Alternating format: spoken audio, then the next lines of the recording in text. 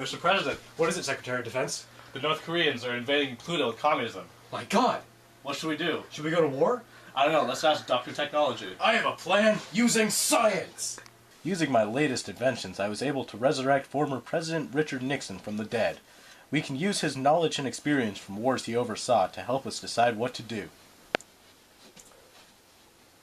Brains. Come over, Zombie Nixon.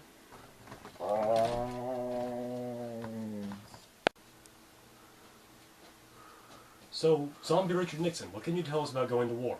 Well, if I learned one thing about war during my presidency, it was that it should only be a last resort. Take Vietnam, for example.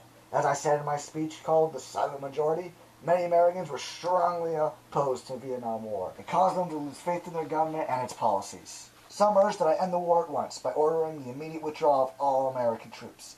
Eventually, as I stated in my Peace with Honor speech, I agreed to end the war and use a peaceful methods to solve the conflict. And it became apparent that going into war was not the right option. We should have tried other methods first, and only used war in the last resort. I highly suggest you take this into account when deciding whether to go to war right now. Consider your other options first, because you don't want to meet the opposition that the Vietnam War did. Zombie Nixon, do you have any advice from the Cold War era? Definitely. The Cold War is a great example of how you should approach war. I once gave a speech titled The Meaning of Communism to Americans. And I explained that although we had quote-unquote come to abhor communism, we had to avoid a hot war involving actual military conflict. Instead, both we and the Russians attempted to maintain peace for as long as possible. As you know, the tension eventually died down and the Cold War ended without an actual war.